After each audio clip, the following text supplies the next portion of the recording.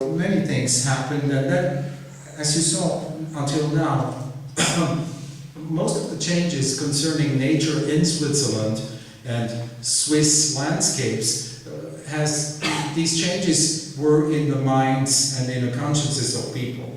So the way people saw nature changed. But in the 19th century, nature changed again, and in a very dramatic way, because we have the train arriving in the Alps, and we have the construction of hotels. The hotel industry very rapidly recognized the extreme potential in order to build on beautiful places hotels. So now, without any danger, you could come and to stay in a hotel room and look from your balcony to the wonderful scenery. And so you could stay in a safe place and have sublime pleasures without being in any dangerous situation. And then again, in the 19th century, we have the railway system arriving into the Alps, and it's even very much there in the 20th century. And if you look, for example, to Lake Geneva, most of the people, when you ask them today, well, should the railways stay there? 99% of the people would say naturally yes, because they're used that this is for them the natural landscape. So you see that the landscapes change with time, and there are profound changes, and we'll see in a moment that landscape architecture has to take into consideration all this. Here you see an advertising for the railway, for the train going up to the Jungfrau, so it's one of the highest trains in the world. And naturally, after the most dramatic changes will come with the hydroelectricity and with these huge sculptures like dams, which really changed the alpine scenery and the road system. And I like to say our students, who, as most of us, we all believe that there is still a lot of wild nature out there. And but wild nature is something very rare in Europe, because we transformed nature for the last 2,000 years, and it's very difficult, even in the Alps, to find some pristine or some virgin places. The Alps are a very artificial system. They're full of roads, and they're full of visible and invisible things. Underneath you have tunnels, and you have all kinds of dams, and quite often the landscape, today's nature is something wounded, transformed. You have these things underneath, and then you have this road system, and very often wild nature is no more wild nature, but it's domesticated nature. And you all know Heidi, and Heidi is an interesting story, because Heidi became very popular. It was one of the world bestsellers in the 19th century.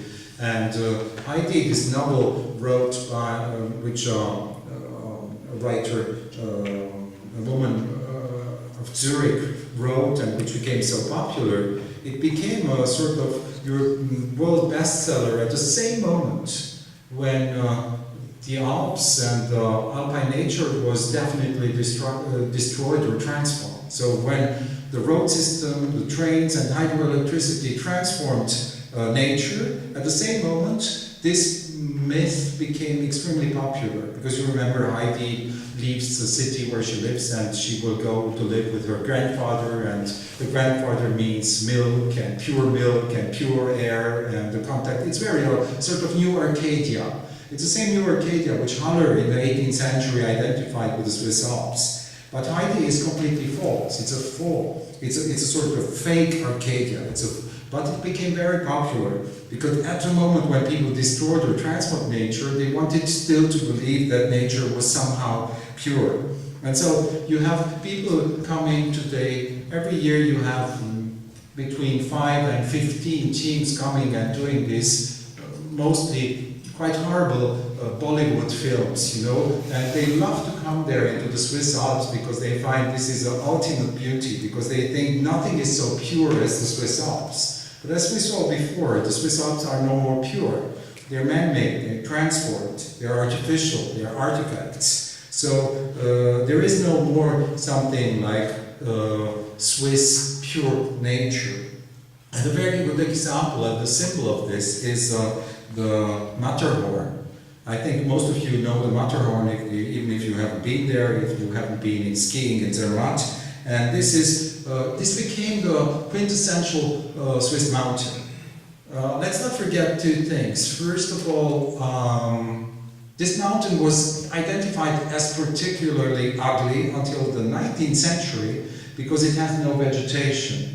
And until the 1860s, people thought that this is really the most horrible mountain in Europe because it's a sort of bare mountain, it has nothing on it. And then only in the 1860s did things change. And secondly, this is the quintessential, the most famous mountain, but it's only half Swiss, because the first half, the half which you see here is Swiss, but the other half is Italian. So, is it a Swiss mountain? Is it Swiss beauty? But it became the Swiss postcard.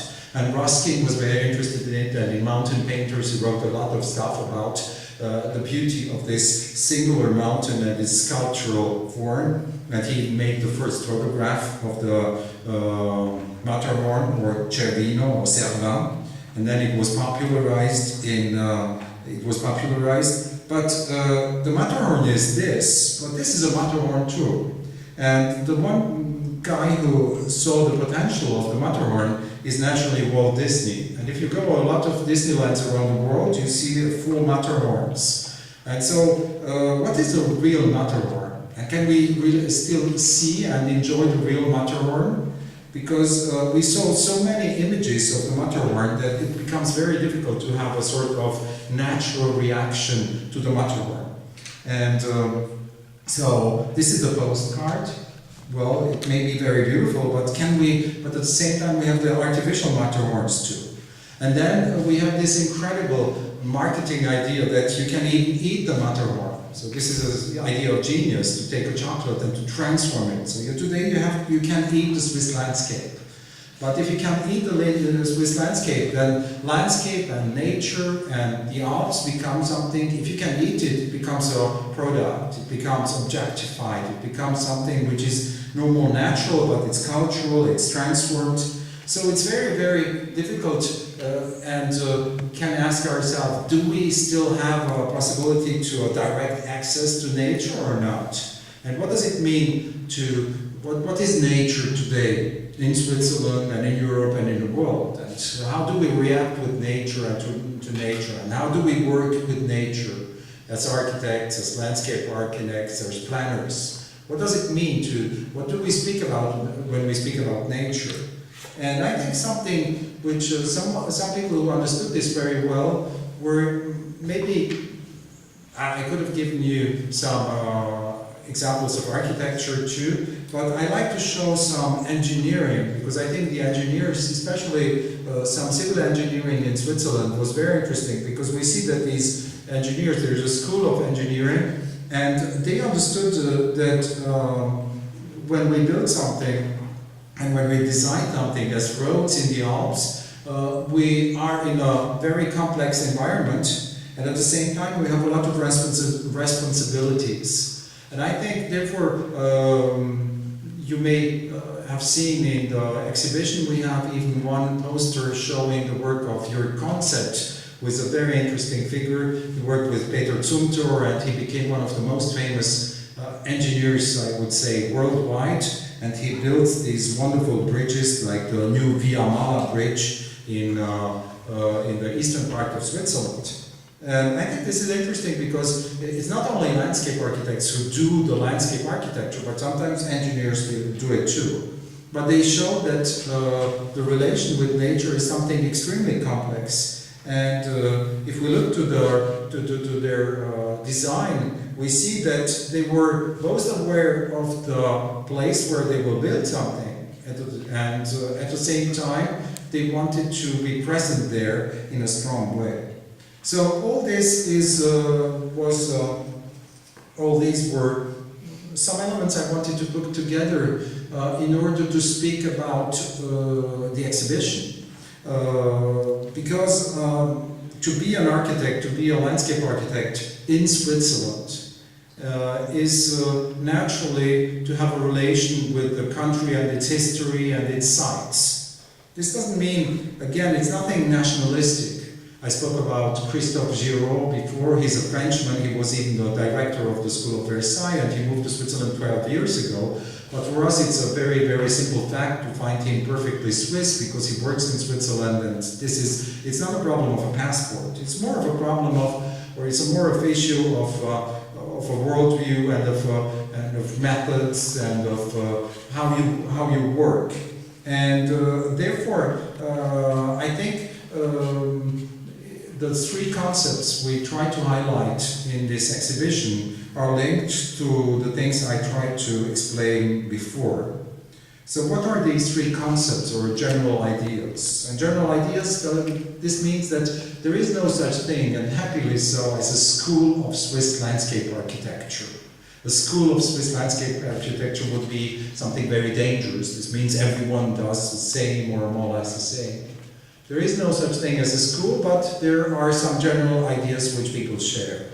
And these are three, and we tried to identify, or we thought that we could identify three ideas. The first one is good form. Good form means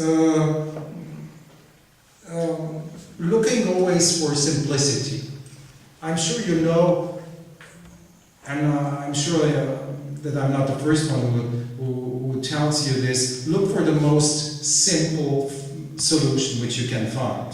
But at the same time, we all know that the simplest solution is always the most difficult one too. So simplicity is a very important value, but it's very, very difficult to be simple. And in all the planning disciplines, I think we have to learn not to do too much. Very often there is this saying, to do less is to do more. And I think it's very true in the planning disciplines. Many of our students in landscape architecture, they want to do many things, especially when they use plans, for example. They want to use many, many different plans. And there is something of William Robinson and the wild garden tradition. If you don't use a maximum number of plants, then it's not a good project. And we have to learn. And I think someone like Dieter Kienast, the person you saw at the beginning of my talk, he was very, very courageous because he made projects where he would use only one single plant. And he would say sometimes it's better to use one tree, which becomes something very strong and sculpture, and not to use many, many trees and shrubs. It's not about quantity, it's about quality. So simplicity means this is Max Bill, a famous Swiss designer, and he wrote a very, very well-known book called The Good Form, Die Gute Form, where he argued that in Switzerland there is a tradition of looking for the good form. And this goes from the simplest devices to the highways and to the civil engineering we saw before. So I would say in Swiss landscape architecture we see very often good form. Good form means, and here again I may remind the lesson of, or the idea of Albert von Haller. You know, Haller's idea, which was influenced by Protestantism and by a lot of ideological elements too. But the core idea was, if you work with necessity, if you have few elements, you have to put more strengths and more quality into invention. And so, good form means to try really to work with a restricted number of things and the parameters in order to have the strongest effect. And something we could even put it another way. The good form means never design only for the sake of design. In today's landscape architecture, we have this tendency of people who sell their design. And, it's the same thing we have in architecture. Municipalities and countries like to have their Rem Koolhaas building and to have their Herzog de Meuron or their whatever. And so now you have some people in landscape architecture who become signatures too. And so the people say, I want to have this guy because I want to have a park or an urban square or someplace signed by this person. And I think this sometimes has very, very bad consequences because you have design for the sake of design being immediately recognizable. And good form is something which is maybe another way to understand to understand landscape architecture. The second concept I would like to put forward is rigor. Rigor or minimalism. Very often when you look to works by Swiss landscape architects, you find that there is a lot of an extreme rigor. You may call it almost ascetic. So it looks really, everything is reduced to few elements, and here we could think about Swiss architecture too, and some recent examples of Swiss architecture where we see that very often Swiss architects like to work and to find very, very reduced, almost Calvinistic solutions. And another common trait of Swiss landscape architects and of architects together is working with material. So almost an exaggerated way to look for the simplest and for the best material and to do the most with the simplest material. And so this means that rigor, minimalism, strictness is something fundamental for most of these landscape architects we present in our exhibition. The last element I would like, so again, some examples. But you may know Herzog de Meuron and Diener and other examples of contemporary Swiss architecture, which we could compare with contemporary Swiss landscape architecture. The last element I would like to mention is something which we could call ecological conscience. This doesn't mean ecology as ideology. It doesn't mean simply to be green and greenish. This is again a very dangerous idea, and very often we see in many European countries a confusion between landscape architecture and ecology. And the confusion exists too because politicians love everything which is green. They love everything which is green because they can immediately sell it, and they can say, I do green stuff and see how I love nature and I love the world and the future and I'm sustainable, etc. So politicians love green architecture, and they don't understand green ecological projects, and they don't understand landscape architecture as they don't understand architecture, because mostly they lack the real culture of architecture and landscape architecture. And so, what does it mean to be ecological in landscape architecture? Where we can see it in an example which we show in one of the posters by the studio of ASP, it's a Zurich office. And they started in the 70s already with something completely revolutionary at that moment. So they invented and they designed the biggest urban park in Switzerland. It's in Zurich. It's called Urchel Park. And they said, let's work with nature and not against it. So they completely, there are no pesticides and there are herbicides in this huge area of several hectares. And this was really revolutionary because they had everyone against them. The industry, the garden centers, the politicians, everyone said it's completely impossible to do something without using chemistry. And so I think ecological conscience means sometimes to do things differently, and for example, that not to over-design your project and to look to landscape architecture as something which evolves with time. So ecological means in landscape architecture to think of landscape architecture as a process, as something which will take different forms in different times, which evolves, and therefore landscape architecture became even more than landscape architecture today, and you may know that there is this new discipline called landscape urbanism. And we could say that a project like Urchel Park and generally the things which ASP and other studios started to invent in the 70s and in the 80s were the first elements of something which became landscape urbanism. So a different way to design our cities to, starting from landscape and the history of landscape architecture. So these are the three elements we would like to highlight in our exhibition. But naturally, knowing that what I did now and what I showed you is all representation, And representation is always a presentation of something which is absent, and this is the limit, these are the limits of presentation generally, even of an exhibition.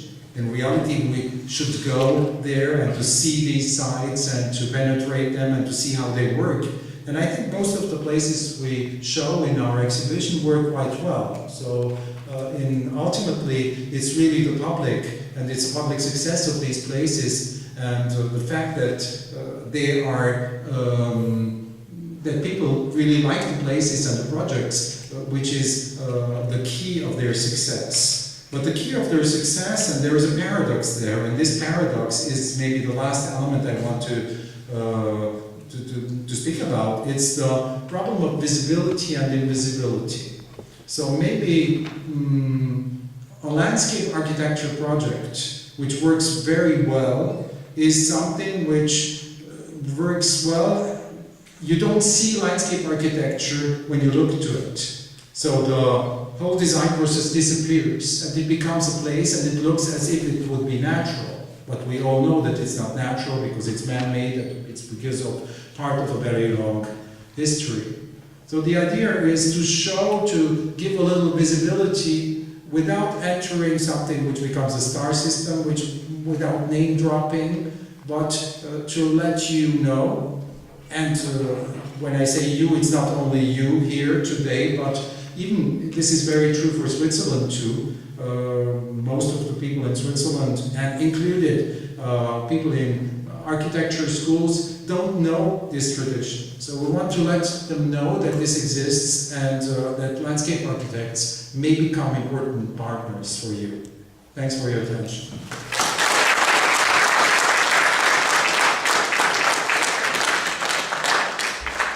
Thanks very much, Michael. Before we head across the road, does anyone have any questions for Michael?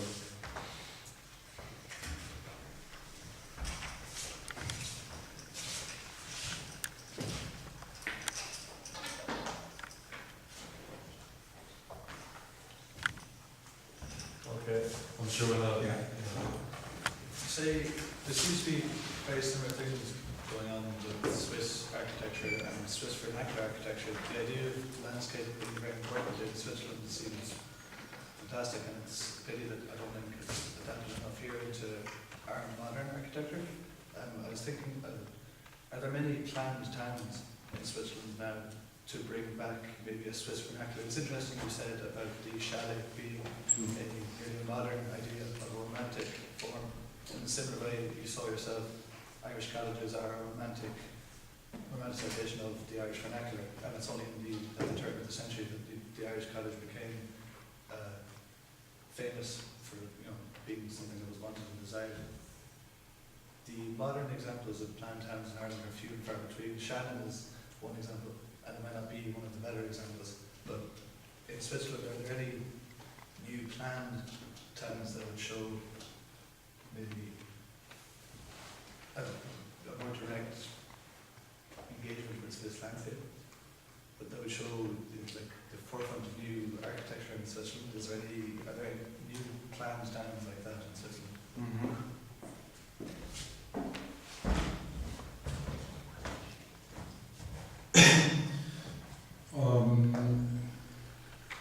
I think most of the examples you will find in the exhibition show you that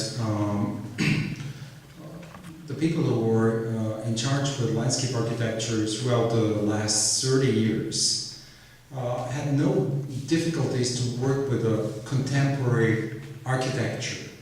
So there was a quite strong dialogue between the main figures in Swiss architecture and the main figures in landscape architecture, and even in some planned places. Now, there are not many planned cities because Switzerland had no war and it's a very rich country.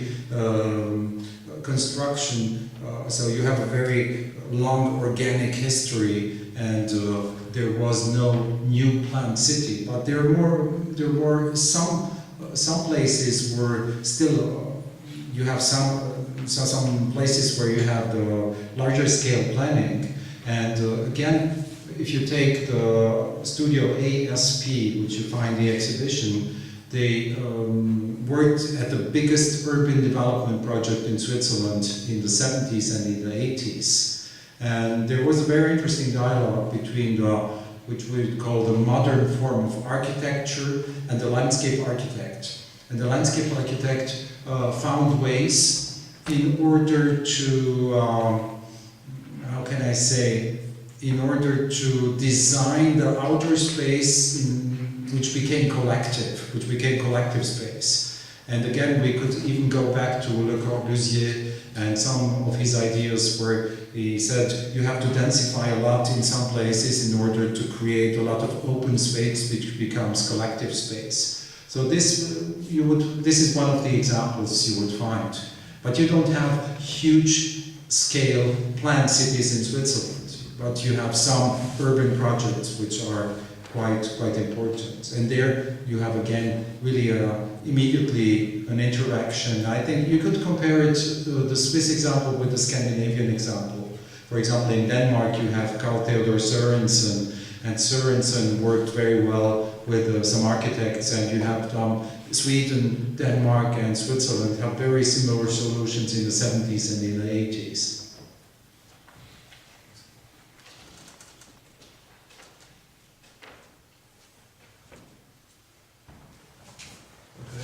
Thanks very much, Michael. There'll be more questions at the exhibition anyway. I want to thank Michael and his wife Maura again for reshuffling their schedule after last week's mishap.